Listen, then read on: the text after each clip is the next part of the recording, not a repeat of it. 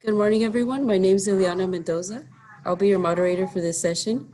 I'm here to support both you and the presenters. So if you have any questions, look for my name on the chat. And again, that's Ileana Mendoza. And if you want to share on social media, you want to hashtag #IGoogleCamp, you could do it through Instagram and Twitter.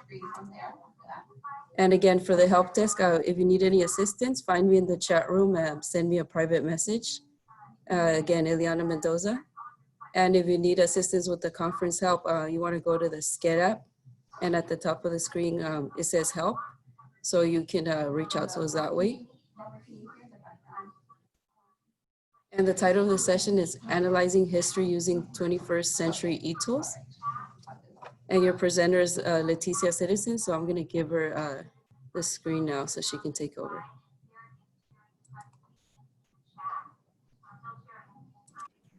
I'm actually going to place the link for the Nearpod that you are joining. Share my screen. So I put the link in the chat. It makes it a lot easier for you to join the Nearpod. And so as you are clicking that link, it will ask you to your name. So you can just go ahead and put your name. You don't have to worry about the second part. And then as soon as you enter into the Nearpod, there will be a Google form for you to fill out. So if you can fill out that Google form. Good morning to everyone who's here.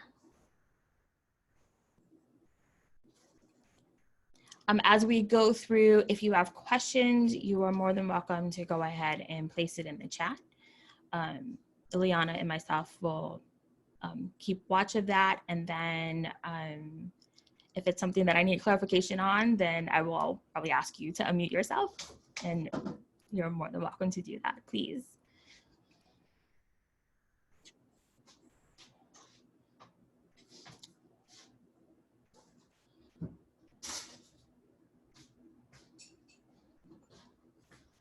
So while you're filling out the Google form, I'll go ahead and introduce myself, make it a lot quicker. So my name is Leticia Citizen. I am an I-4 coach at Beverly Hills Unified School District. And basically that's like a fancy way of saying an instructional technology coach, but we focus on 4 I's, which is instruction, innovation, inspiration, and individualization. This will be my 3rd year actually as an I-4 coach, and this will be my 21st year as an educator. So I taught 2 years kinder, 7 years 1st grade, and 9 years 5th grade. As you can see here on my digital badge card, I am an ambassador and trainer for a couple, but ambassador for many platforms that I really feel engage my students and are really about the learner, empowering voice and choice.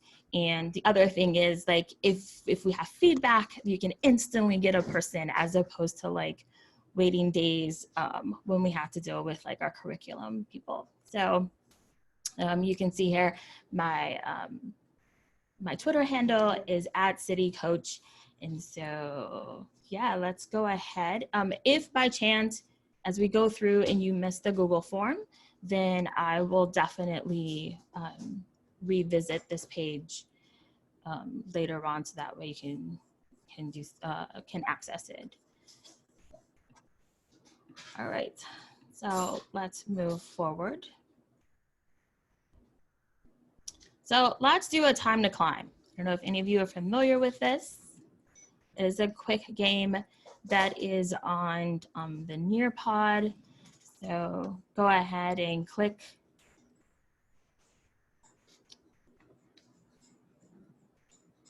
And click your character.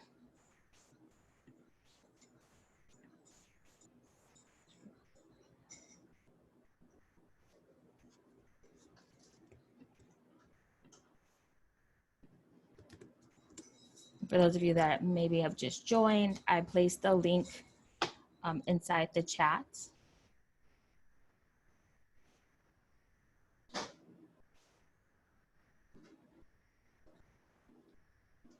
All right, we've got nine people so far, 10.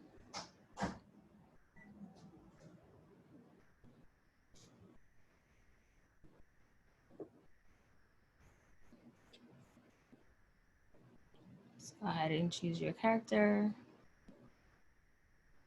All right, we've got more and more people. Again, for those of you that are just now joining us,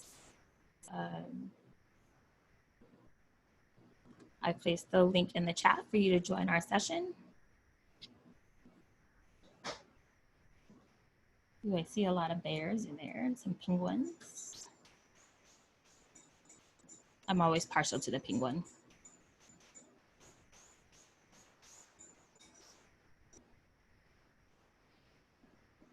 All right, I think we've stopped getting players. So we'll go ahead and start.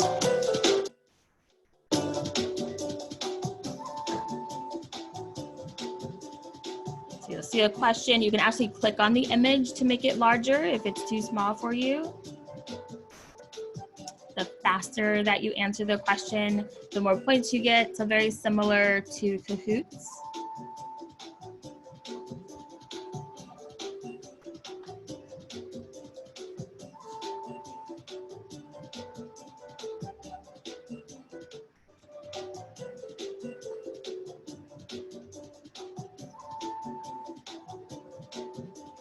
Then you get to watch your character climb. Next question. Again, if the image is too small, you can actually click on it and it does enlarge.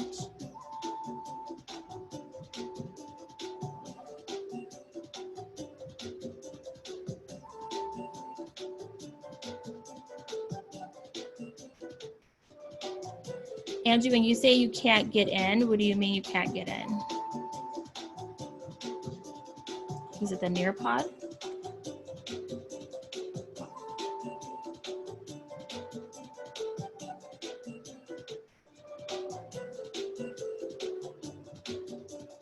Yes.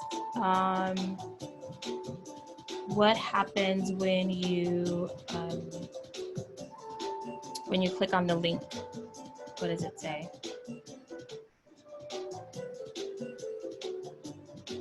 The link isn't letting me do anything. Oh.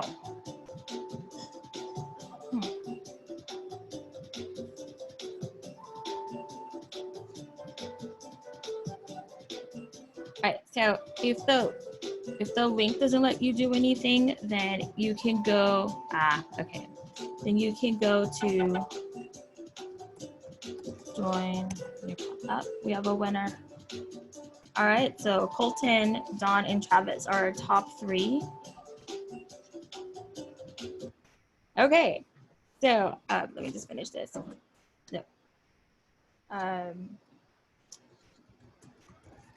So Angie, if you go to join nearpod.com and then where it says enter code, you can enter this 5-letter code. Hopefully that will get you into the doc. So you just engage in what's called a time to climb, which is the quick way to engage your students. You can connect it to either the topic that you are going to talk about, or you can do it as a review. I love to stick to at least 3 to 4 questions for my students just to keep it quick, get them ready and excited about moving forward about the assignment that we're doing. You can also just set up a time to climb as just like one slide. So, you know, with all of us going to remote learning, this is one way to, you know, you can take like maybe the first couple of days of school as you're like learning your students and your students are sharing about themselves, then you can take some of the information that they're sharing, put it on the time to climb, and then get students to engage with each other that way to learn more about each other. So I just wanted to take you through that process. So today we're going to talk about analyzing history using 21st century Etools. And I've already introduced myself. So now we're going to move on to a collaborative board. So I want you to go ahead and share 1 or more topics, focus, a unit lesson that you knew that effectively engaged your students. Go ahead and share on our collaborative board. Yes, Sandra, a time to climb is definitely like Kahoot. Oh, good question, Samia. And I'm praying that I pronounced your name correctly. I'm not sure if it's a premium feature. I want to say it's not. I can definitely check for you later and then get back to you. So we see some people are sharing some lessons that they doing has to do with equal rights, electoral college, the Bill of Rights, civil rights, impeachment, at least last year, vilification. Wow. Political figures relate their expense. Oh, I like that, Rebecca. I actually have an example of that as well. French Revolution. Make a meme, like that one. Branches of government, the Red Scare. These are awesome. And thank you for like being so engaged in this. All right, thank you for all of those examples. I don't want to miss anyone. So last minute additions, 3, 2, 1. All right, so thank you for all of those examples. So I always like to start off with that question, why do we have our students analyze historical primary sources? And that is what was the driving force in my classroom, because as it says here, it promotes deeper understanding of history. It encourages additional evidence through research. It relates in a personal way to events of the past. And then finally, it develops investigation skills that translates into other areas. I always like to tell people, like, we had our textbooks, they were there on the shelf, and it was more as a resource when I taught my first graders as well as my fifth graders. But more so with my fifth graders, but it was a resource in the sense that like we could take the information that was there in that textbook and we would really look at the passive language that was there, analyze that, and then go to our primary sources to then fill in those voices that are often hidden or purposely left out, or whatever the reason is, like trying to find out what passive voice, why is that there, and who should truly be doing the speaking in terms of that event or whatever is happening during that time period. So to start off with that, I definitely did use tons of ed tech tools to our advantage in terms of like getting students to be engaged. So one of those that I love to start off with is ThingLink. And so for those of you that are not familiar with ThingLink, it is a platform that allows you to upload images. You can do 360 images. So whenever I attended like teacher institutes, when we could travel during that season of our lives, then I would like use my 360 camera, take that 360 image, put it into ThingLink. And then what happens, if you hover over the images, you'll see these icons, and then there's information there. So my students are annotating these images and sharing. And so I had an annotation poster that was always hung in our classroom, and it would ask things for students to share, like questions that they have. Maybe they have like a main point and know that this is important. Maybe it was something that they were surprised about. So we purposely connected the icons that were there in ThingLink that then allowed for my students. So here you'll see a lot of my students are just using text to share information, but ThingLink has made so many advances in the years that they've been around. So now students can actually link links. They can share other images in their ThingLink to share with their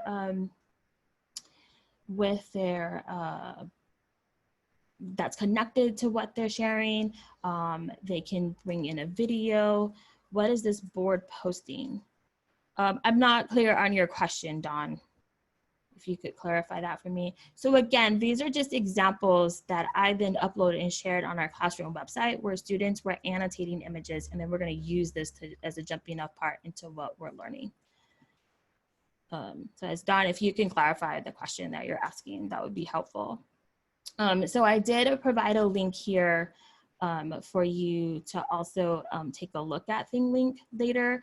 It is free for teachers, but then the cost to have, I believe, 50 accounts for students is $35. It was something that I paid for my students because I really believed in the product and what it was doing for my students in terms of like engaging them and allowing them to analyze and share what they were learning. When we were posting on the Padlet, I was wondering, that Padlet style board is a collaborative board, and that's actually one of the slides in Nearpod. So that collaborative board is in Nearpod. Yep. Okay, you know what? And I didn't tell you all this. So if you look at your Nearpod, in the upper right-hand corner, you will see a paper with a pencil. I forgot to do this, and I always forget to tell people. There's a paper with a pencil in the top right-hand corner on your slide. You won't see it on mine. If you click that, you can actually save this presentation to, you can either email it to yourself, save it to your drive, or save it to your OneNote drive or your OneDrive. And what happens is all the slides that we cover will then be sent to you as a PDF, and all the links are clickable. The other thing that also will happen once you share that to your drive or to your email is that you will have a note section that opens up, and you can start to take notes. So my apologies for not sharing that with you ahead of time. All right, so the next thing that I love to do, and someone mentioned this on the collaborative board about a Facebook page and a Twitter feed page. And again, these are not so students can have their own accounts, but these are actual activities that the students can engage with, because I'm using a Google Doc or Google Slides. And I actually got this idea from, it's not big in Coxwell. There's another gentleman, and I have to put his name on there. But I got the idea from him. He like creates these amazing, amazing images or slides or docs that students can create on. So here's one where the students are pretending to be two different people, and they're engaging on Twitter. And at the time I told them, you know, they could only have 140 characters. I didn't allow them 280 because I really wanted them to be concise and very specific about what they were sharing. The other rule too was that, like, in their dialogue, there should be a fact about the thing that they're like sharing about. So they couldn't waste their time by saying like, hey, this is cool. Hey, how are you doing? Oh yeah, I'm fine. No, they really had to have a conversation about whatever topic. So this is when we visited Reagan's library. The students came back, and instead of them, you know, me saying like, write a 5-page paragraph or write a paragraph about your experience, they had to do a Twitter feed. There's a question, do we have each slide, or does it save the whole slideshow? So it will save as a PDF doc, and it will have every slide that we cover plus any notes that you take on the side. Yep. So I manipulated, or I adjusted that doc so that way, it's taking a while to come up. So that way it would either be 10 spaces, and again, they're pretending to be two different people having a conversation back and forth, and they would have to fill in the images and the information that then reflects what they're talking about. And so you actually can take this and make a copy of it.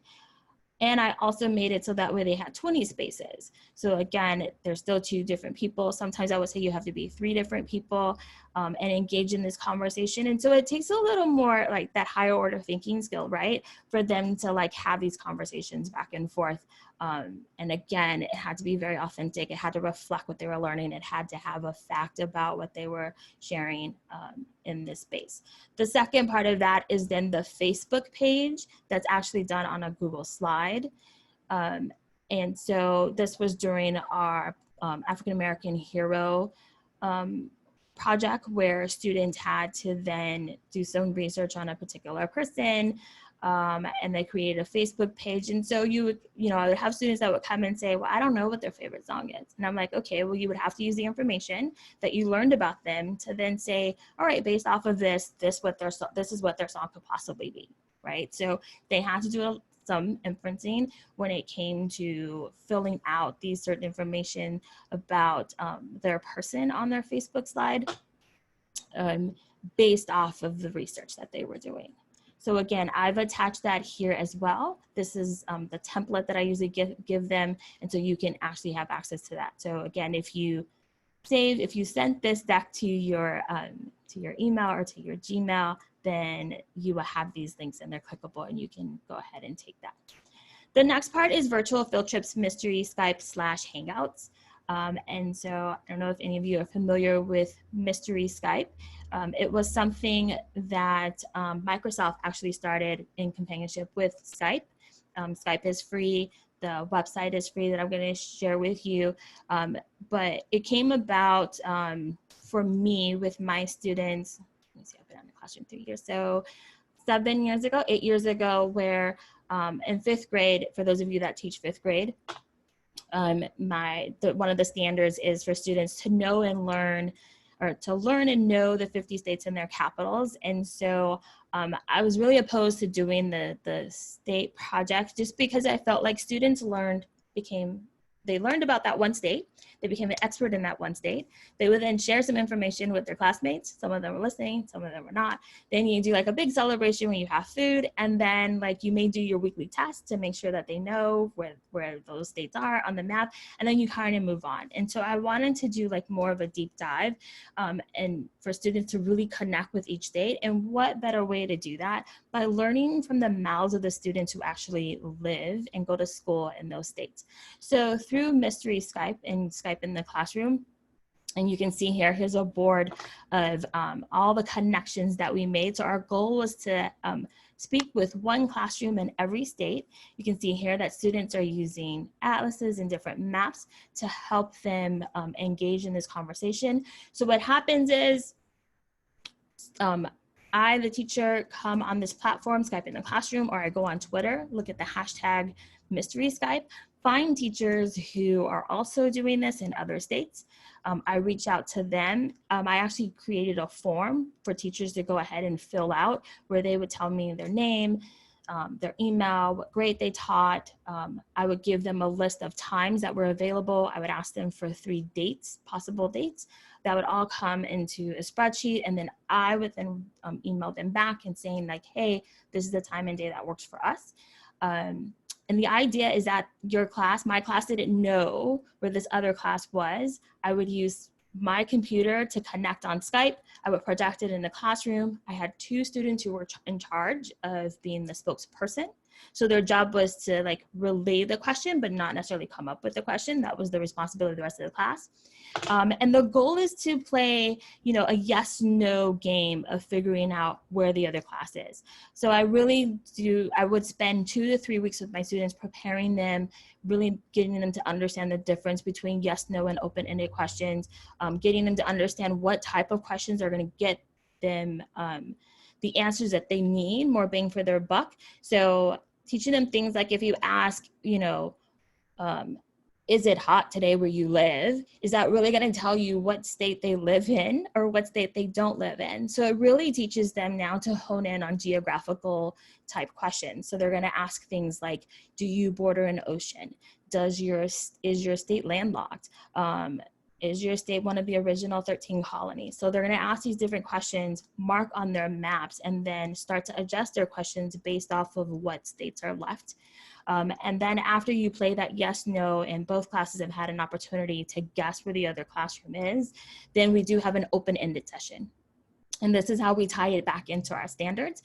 As a class, we look at our social studies and science standards to pull out things that we're supposed to learn. So with science, we need to learn about the weather. In social studies, we're learning about Native American tribes. So now when we have that open-ended session, we're gonna ask things like, what typically happens, during the winter time, or what seasons do you specifically reflected in your state?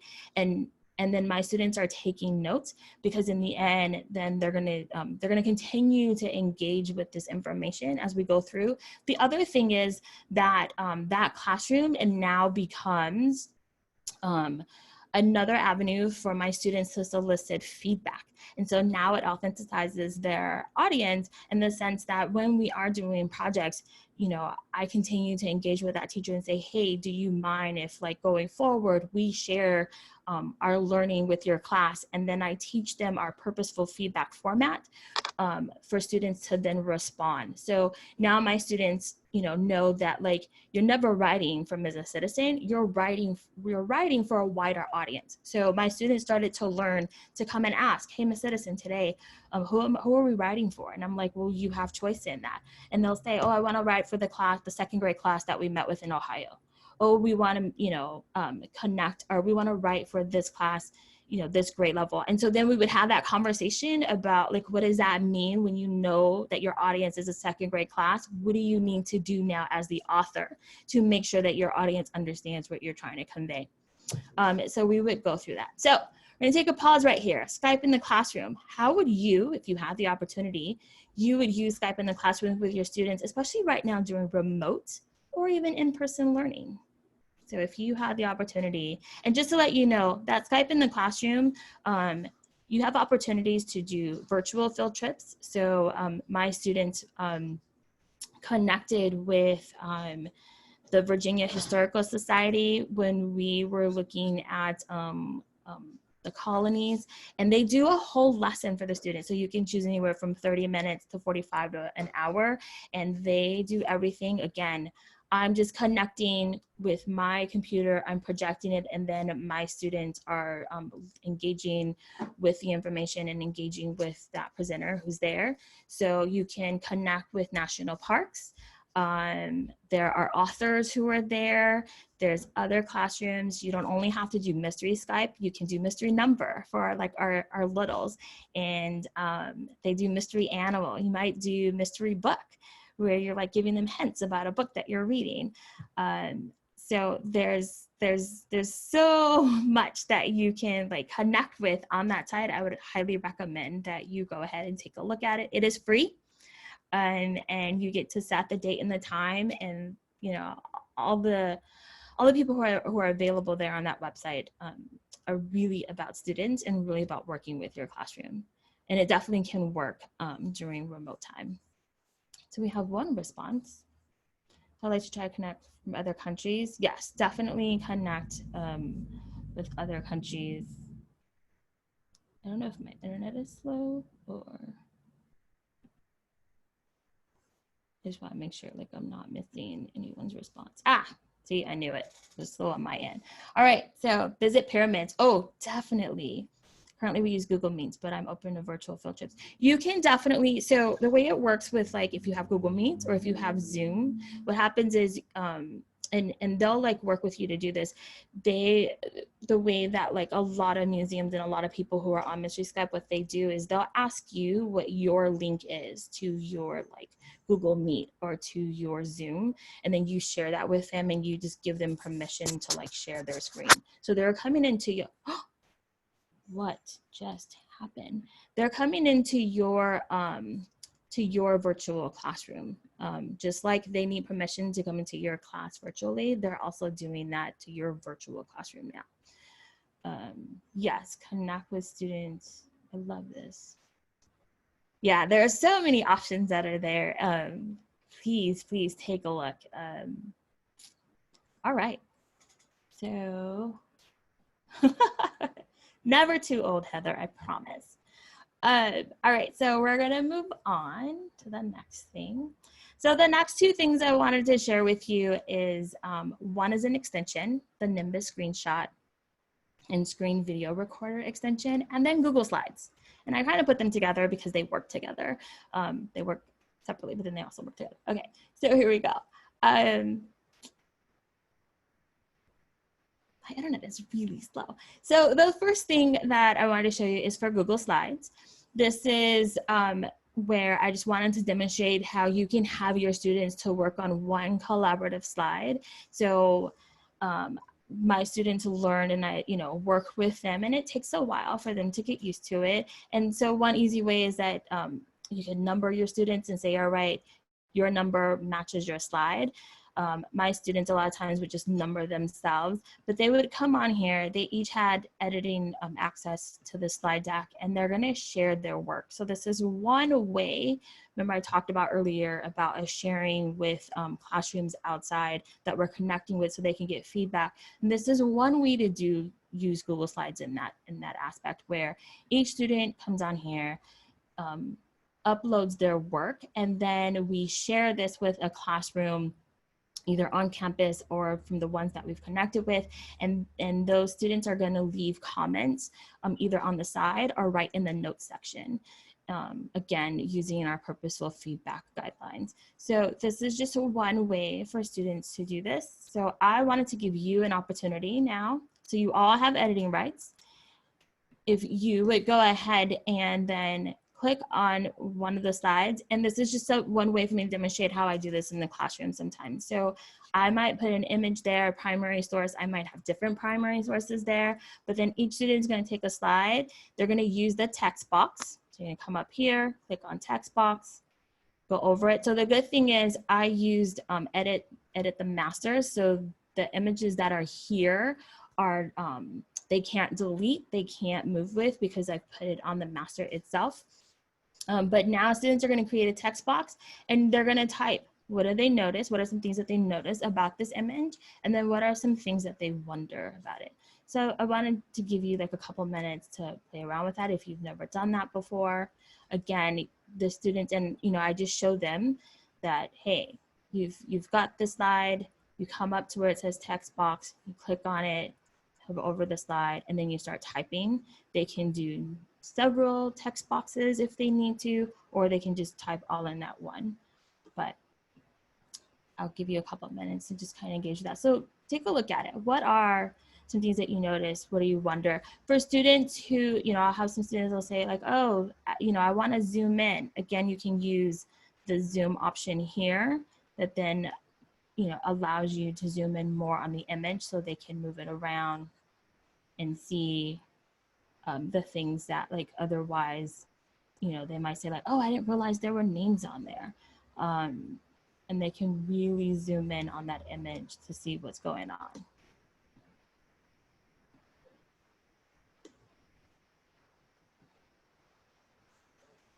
I'll give you a couple minutes to do that. And then if you don't have enough slides, usually like I make enough slides for the students that I have, but in this case, like presenting on Zoom, then they just know to go ahead. I teach them, go ahead and press the plus sign, and then they can put their information. Now, what happens afterwards is after students have, they've had a couple of minutes or so to go ahead and share what they notice and what they wonder, then I instruct my students to then take a look at least 2 to 3 of their classmate responses. And then again, they're either going to use the comment option that's here in the top right-hand corner to then like leave a comment for that slide, or they can go down to the speaker notes and then leave feedback there.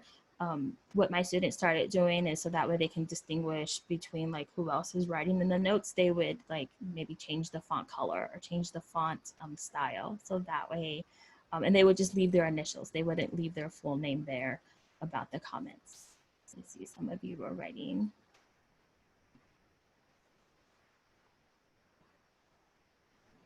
So this is exactly what happens where like students start to share. Cool.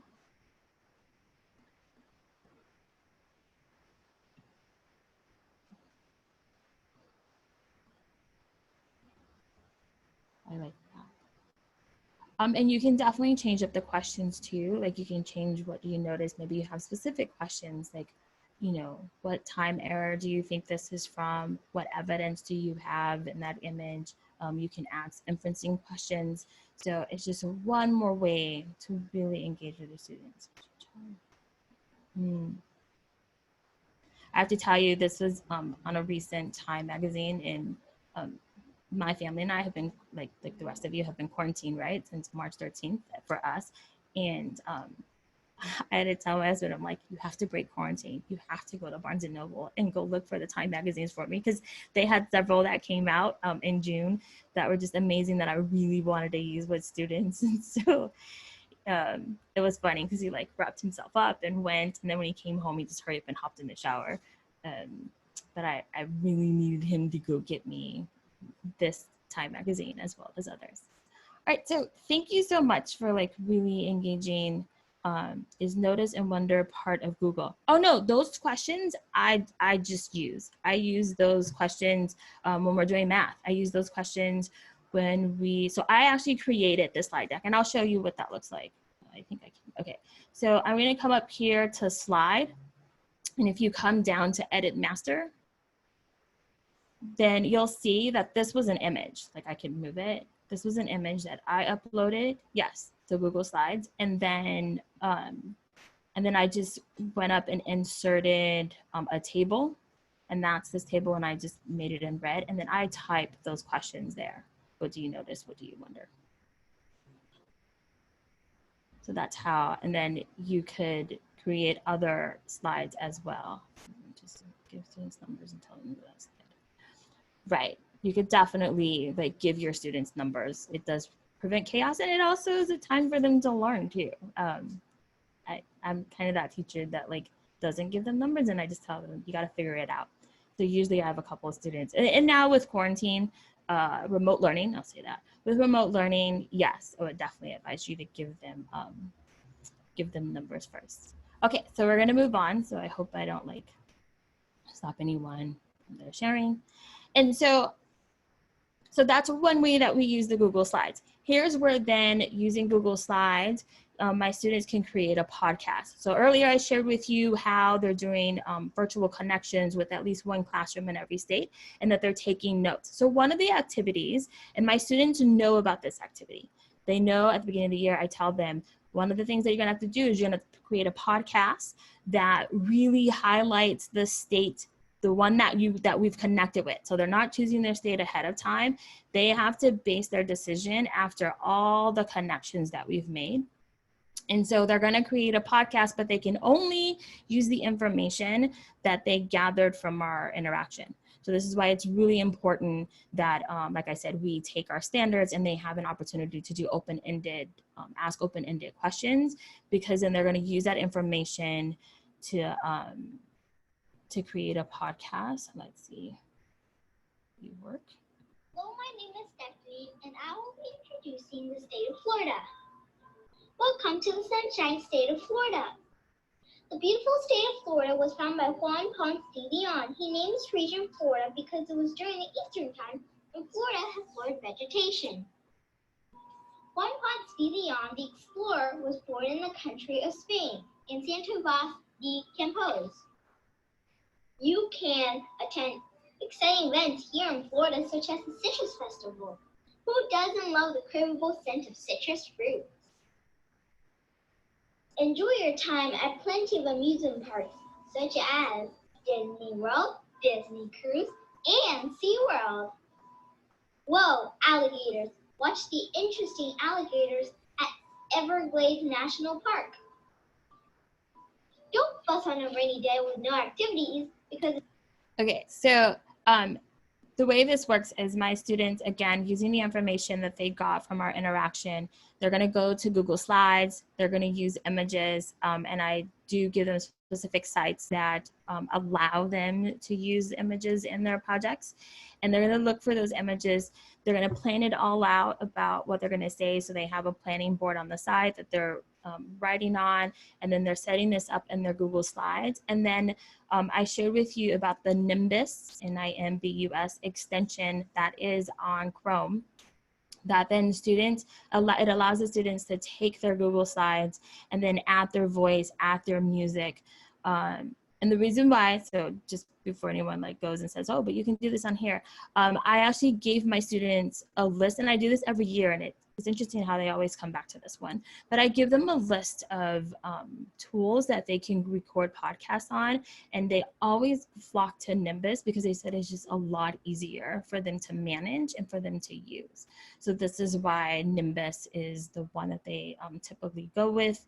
But the students go ahead and use it, again, based off the information that they got from our interaction, from our mystery Skypes, and then to then get anyone else to listen to their podcast, they actually use Google Drawings to then create an image that reflects the podcast that they're sharing about. And then they turn their podcast into a QR code. And then we display these in our classrooms, around school. We have them up for open house for parents to access. So that way, all they have to do is scan it, and then it takes them to their podcast video that they created.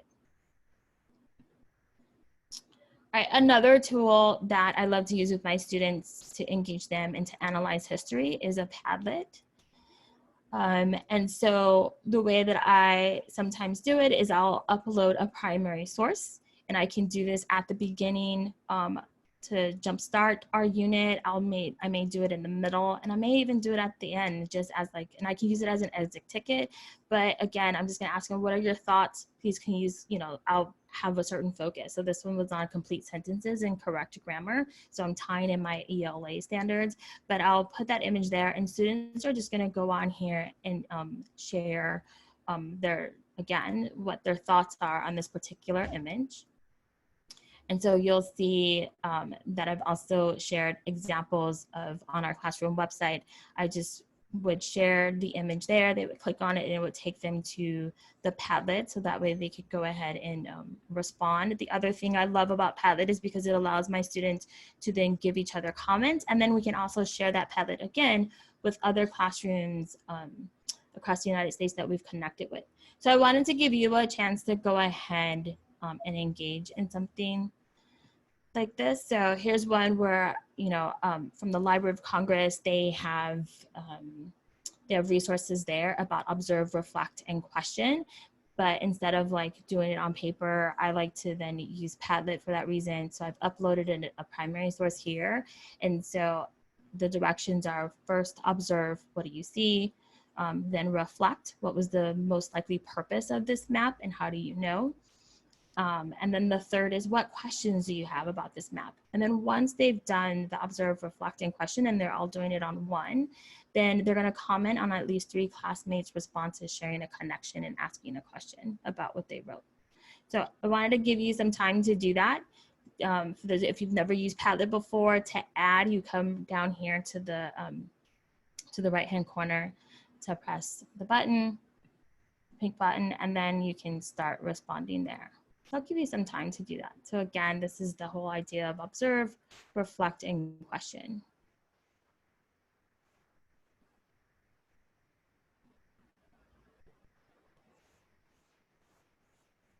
And if you have any questions at this point too, please, by all means, you can use the chat, or you can unmute yourselves and ask as well.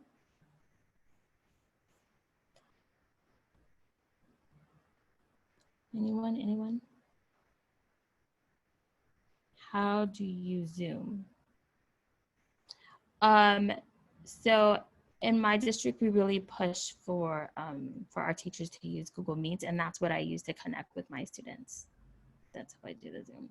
Or I don't use Zoom, I use, but I guess, what do you mean by how to use Zoom? You can, sorry, how do you Zoom the image? Okay, I just share, so I'll share the link to this Padlet in our chat. And then I would just, like I'm sharing my screen right now, I would just go ahead and share my screen on this Padlet. But then my students, are either like making another tab so they can go ahead and respond here, and they can still hear me, so they're not going anywhere. Or I have some students who will use like another device to engage. How do you get to share? How do I get to share what, Charlene? I'm not sure what your question is.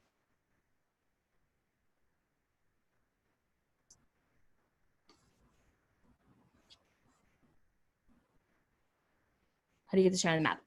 So you can either, when you're here on the map, double click and then it comes up, or in the bottom right-hand corner, you'll see a pink circle with a white plus sign. If you click there, then you can go ahead and share. I hope that answers your question. Any other questions? Is the Padlet free for student?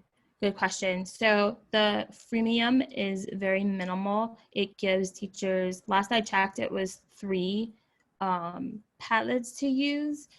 But because I was using it for such a long time, and I really love what it did for my students, this was another, so I told you, I don't know if I mentioned it earlier when I started, there were actually 5 websites that I paid for during the school year. Once I went one-to-one with my students, which was like 8 years ago. And so Padlet was one, ThingLink was another, Weebly, Blockster, and there was one more that I paid for. And so I would ask like my PTA if I could. If not, then because I stopped buying things for my classroom, this is where I invested more. I don't know what the pricing is right now for the small one. I believe it's like $30, I remember. But don't quote me on that one.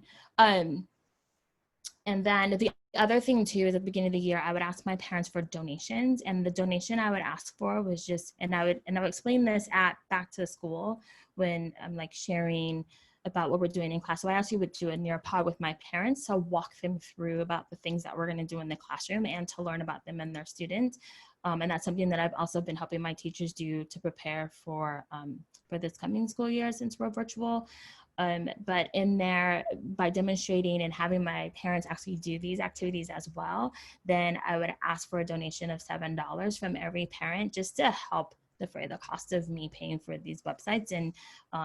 And that was like the only thing I would ask for in the classroom. So that was just a decision that I had made. How do I type a comment about the map? So once you click, you're just gonna come right here and then start typing. And this is where you would just stop. So you're not gonna like right on top of the map, you're gonna write here. I hope that helps. Okay, so there they all are. I hate, I will say, I hate this when they like all go to the bottom. So then as a teacher, I can move them. There's a lot of red on the East Coast. Yes, there is. My population density. Okay, so I'm gonna move on because we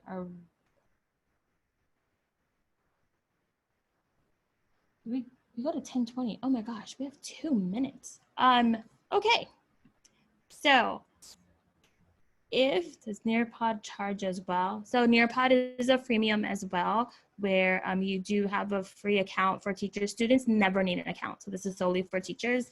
There is the freemium. You get like so much, what is it, like memory in order to like, I created this slide deck on Google Slides and then I brought it over into Nearpod by using their extension. And so you have that free part that does quite a bit. And with that, you get like the basic interaction slides. So kind of the ones that you saw where like I'm linking to another website or like doing the collaborative board. So you have that, and then there's like these different levels. There's like silver, gold, and what is it, bronze. So you have these different levels that then you could pay. Hopefully, so I'm gonna do this because I know we're running out of time. So I want you to be able to, I keep doing that. I want to make sure that you get all of these resources, especially because we didn't get through all the slides. And on that PDF, if you sent it to yourself, you're only gonna get the slides that we covered. So if you make sure that you fill out this form, then what I'll do is I'll send you a link to the entire Nearpod deck that you can access in self-paced. And then you'll be able to see all the other things that are there. And in that email, I'll also send you, if you have not signed up for Nearpod, then I will also send you a link that gives you access to the Gold for 3 months. You are welcome. Sorry that we ran out of time. Oh my gosh, that went so fast. So again, I hope that this was helpful. If you have any questions, definitely reach out. There's a lot of things. You are so welcome. Thank you all for sharing your time here. If you have any questions, I'm here. You can unmute yourself. Otherwise, just make sure that you fill out this form, and then I'll make sure to get you the slide deck for you to, the Nearpod deck to access. You're welcome, Angie. You're welcome, Anne.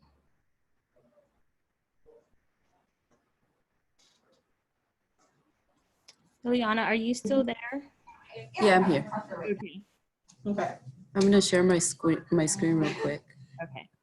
Okay, well, if that's the case, Can you stop sharing? yeah, I guess the cap is 280. So should I just end it or should I? Yes, Chelsea, this is the same form that I shared in the beginning. I just shared it so that way in case people missed it. So I can make sure that I get you the slide deck after. You're welcome. And I just want to remind everyone, if you guys could go back on Skid and give feedback, scroll all the way to the bottom. and submit your comments and feedback.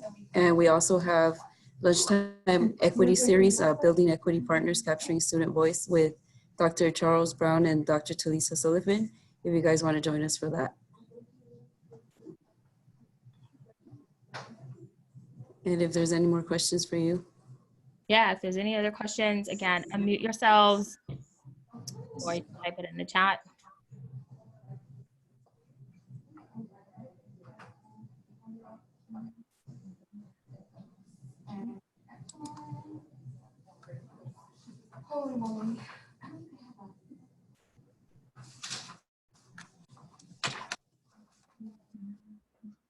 Can I unmute you? Let me see, Charlene.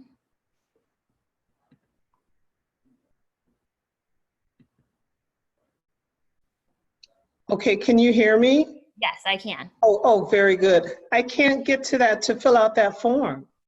Oh, no. Okay. Can you put your email in the chat and then that way I can write it down and make sure you get it? All right, great, thank you. You're welcome. So do you use Be Glad at all?